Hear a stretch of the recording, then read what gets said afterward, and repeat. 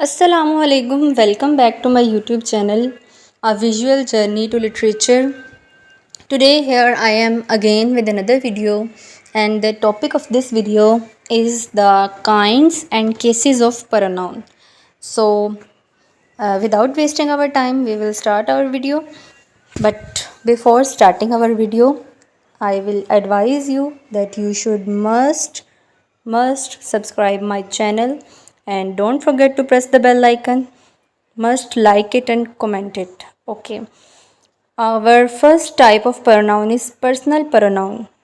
Personal pronoun क्या है? Personal pronoun is the word that replaces the name of a person, place, thing और idea in a sentence.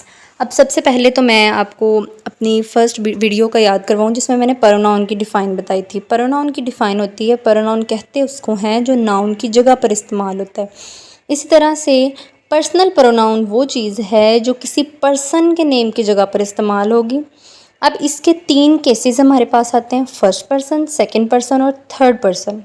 आई और we first person है और इसके 2 cases हैं, यू सेकंड पर्सन है और ही, शी, इट और दे ये थर्ड पर्सन है। अब ये 3 पर्सन्स जो हैं इनके बारे में जब आपने नेक्स्ट जब आप एक्टिव पैसिव वॉइस करेंगे 9th क्लास में होते हैं तो तब आपके लिए ये बहुत हेल्पफुल होगा। आपको प्रॉपरली अंडरस्टैंडिंग उसकी पहले से ही डेवलप होनी चाहिए कि किस तरह से फर्स्ट पर्सन है, कौन सा सेकंड पर्सन है, कौन सा थर्ड पर्सन है और कैसे इनके ऑब्जेक्टिव केसेस हैं, पोसेसिव केसेस हैं। ठीक है, तो सब्जेक्टिव, ऑब्जेक्टिव और पोसेसिव केस ये 3 केसेस हैं पर्सनल प्रोनाउन के। सबसे पहले तो मैं आपको ये बताऊं कि अपने पास जो है वो एक रजिस्टर और पेंसिल रखा करें ताकि आप जो चीज़ें मैं बता रही हूँ उनको नोट डाउन कर लिया करें। तो हम अपने 3 केसेस की तरफ चलते हैं। पर्सनल प्रोनाउन के 3 केसेस हैं, सब्जेक्टिव, ऑब्जेक्टिव और पोसेसिव। सब्जेक्टिव केस में फ़र्स्ट पर्सन में आपको दिखाया गया कि फ़र्स्ट पर्सन आई वुई हैं और उसी आई वुई का ऑब्जेक्टिव केस मी और अस है और उसी आई का पोसेसिव केस माई और माइन है और पोसेसिव केस उसका वुई का आवर और आर्स है। ठीक है, तो इसी तरह से नेक्स्ट अब देखें, सेकंड पे लिखा हुआ है यू और यू का ऑब्जेक्टिव केस यू ही है जबकि यू का पोसेसिव केस योर और योर्स है। नेक्स्ट है ही, शी, इट और दे ये थर्ड पर्सन है। ठीक है, सब्जेक्टिव केस में ये थर्ड पर्सन है और इन्हीं थर्ड पर्सन्स में ही का ऑब्जेक्टिव केस हिम है और इसी तरह से शी का ऑब्जेक्टिव केस हर है और इट का ऑब्जेक्टिव केस इट है, दे का देम है। और इसी तरह से जब हम इनके पोसेसिव केस की तरफ जाते हैं तो जस्ट हमें दे का पोसेसिव केस देयर और देयर्स दिया गया है, ही, शी, इट का हमें पोसेसिव केस नहीं दिया गया। ठीक है, और ये हमें एक्टिव वॉइस पैसिव वॉइस में कैसे हेल्पफुल होंगे? वो ऐसे हेल्पफुल होंगे कि उसमें एक रूल होता है एक्टिव वॉइस पैसिव वॉइस में कि हमने सब्जेक्ट को ऑब्जेक्ट में चेंज करना होता है और ऑब्जेक्ट को सब्जेक्ट में चेंज करना होता है। ठीक है, अगर हमारे पास एक सेंटेंस है, शी लाइक्स एन एप्पल, वो एप्पल पसंद करती है। ठीक है, तो an apple is liked by her, तो लास्ट पे जो एप्पल था वो ऑब्जेक्ट था, एप्पल को ले गए स्टार्ट पे। ठीक है, और शी को जब हम एंड पे लाए हैं तो हमने उसका सब्जेक्टिव केस से, शी के सब्जेक्टिव केस से शी को हमने चेंज कर दिया उसके ऑब्जेक्टिव केस में, and that objective case is her. तो इस तरह से ये हमारे लिए एक्टिव वॉइस और पैसिव वॉइस में बहुत हेल्पफुल रहता है। तो ये आपको अभी से इसके बारे में भरपूर नॉलेज होना चाहिए। अब हमारी नेक्स्ट डेफिनेशन है रिलेटिव प्रोनाउन। रिलेटिव प्रोनाउन की जैसे ही आप एग्जांपल्स देख रहे होंगे आपको लग रहा होगा कि ये तो क्वेश्चन वर्ड्स हैं सारे, लेकिन रिलेटिव प्रोनाउन बेसिकली होता क्या है? वो है जी, relative pronoun is the one that connects a noun और pronoun to an adjective clause. ये एक एडजेक्टिव क्लॉज के साथ नाउन और प्रोनाउन को अटैच करता है, जोड़ता है, कनेक्ट करता है।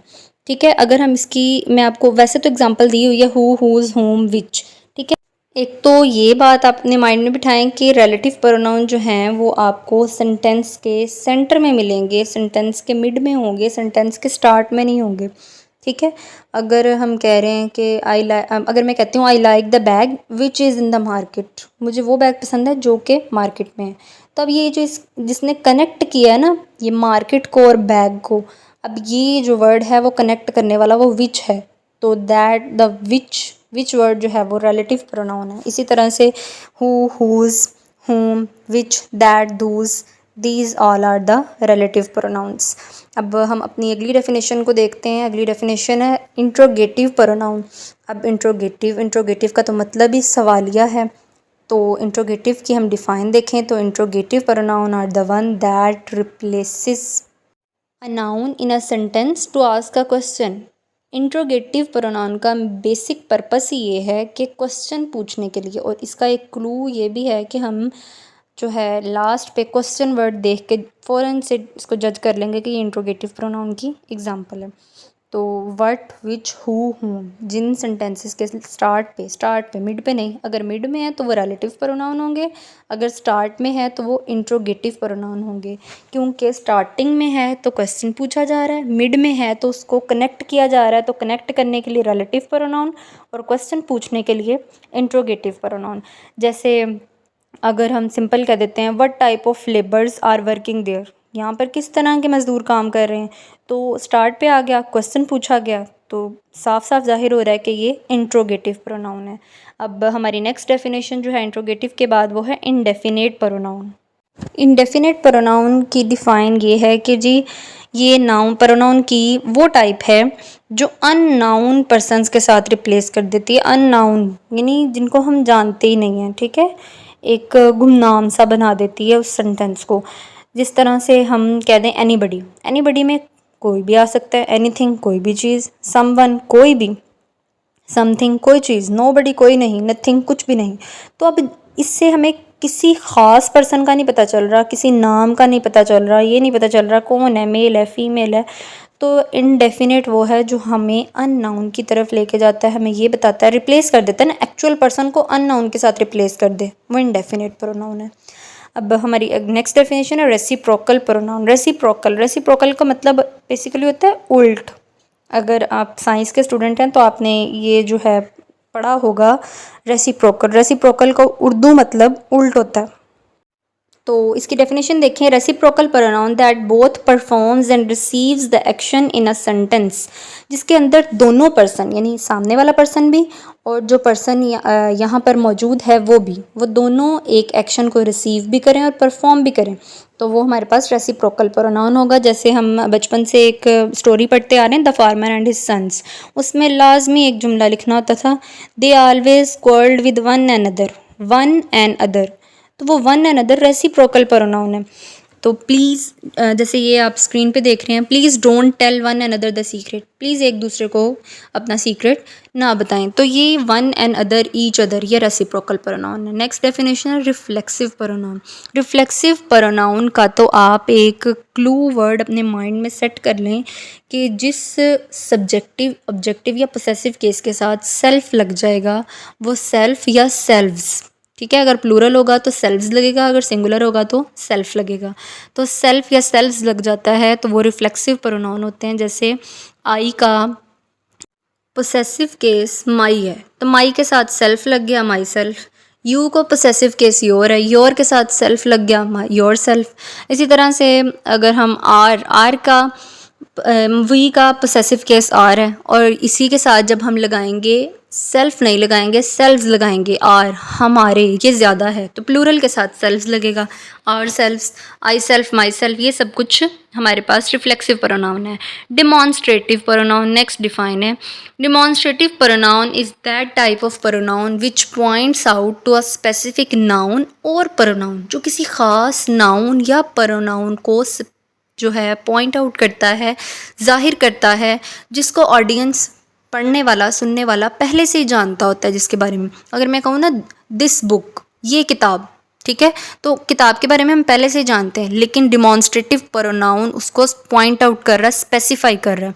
अगर मैं कहूँ आवर हाउस, हमारा घर, ठीक है, तो आवर शो कर रहा है उसकी डिमॉन्स्ट्रेशन को, उसकी पॉइंट आउट करने को, that is demonstrative pronoun. Next definition है जी हमारी पोसेसिव प्रोनाउन।